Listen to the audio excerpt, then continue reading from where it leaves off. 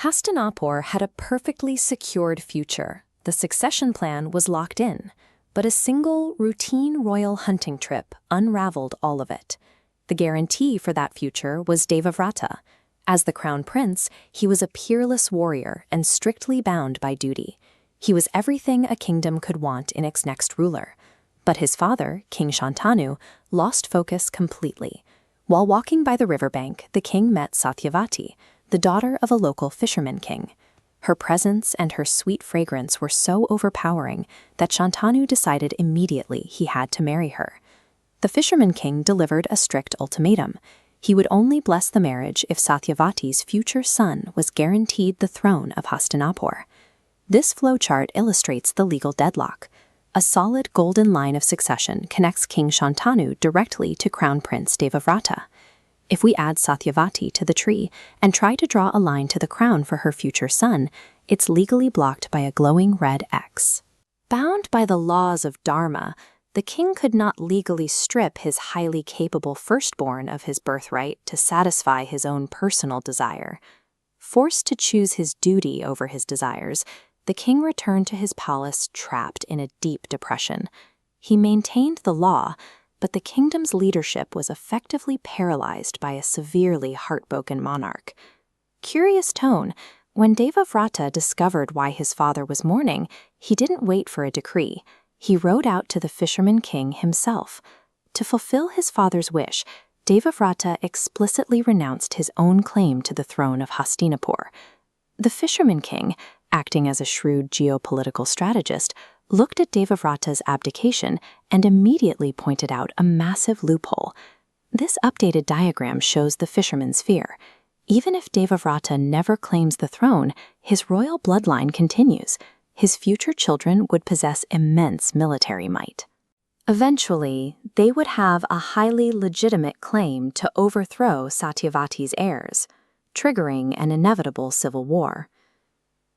Devavrata realized that simply stepping down was a half measure. To secure peace for Satyavati's bloodline, he had to eliminate himself as a biological variable entirely. Standing before the fisherman, Devavrata took what became known as the terrible vow. Swearing by the earth, the gods, and the river Ganga, he promised to remain a celibate, a brahmachari, for the rest of his life. He voluntarily terminated a legendary royal bloodline to solve a localized dispute and secure a marriage.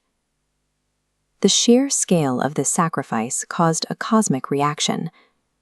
The gods rained flowers from the heavens, and the universe branded him with a new name, Bhishma, meaning the terrible. When the news reached King Shantanu, he was overwhelmed by his son's action. In response, he granted Bhishma the ultimate boon, Ichha Mrityu, the absolute power to dictate the exact time of his own death. By becoming Bhishma, he solved the immediate crisis of his father's broken heart, but in doing so, he strapped himself into an immortal existence, forced to serve as the tragic guardian of a kingdom he could never rule. In the immediate aftermath, the strategy worked. The obstacle disappeared, King Shantanu married Satyavati, and the Kuru palace pivoted toward a future led by her children. The union quickly produced two new heirs, Chitrangada and Vichitravirya. The entire future of the sprawling Kuru dynasty now rested entirely on their shoulders. But look at the fatal flaw in this family tree. By permanently removing himself, Bhishma severed the lineage's strongest branch, leaving the empire reliant on an untested bloodline. That reliance turned into disaster. The new lines ended abruptly, creating a massive, dangerous power vacuum. To save the kingdom from collapsing into that vacuum, a desperate Satyavati had to bend the rules again. She brought in sage Vyasa to father 3 new children, Dhritarashtra, Pandu, and Vidura. Bhishma designed his vow to prevent a war over succession. Instead, by permanently severing the kingdom's most stable branch of descent, he ensured the crown would pass to the fragile, fractured lineage that would eventually tear the empire apart. So what exactly went wrong? What happened to Satyavati's sons, Chitrangada and Vichitravirya, that plunged the mighty Kuru dynasty into such sudden chaos? We'll trace their rapid downfall in episode 4.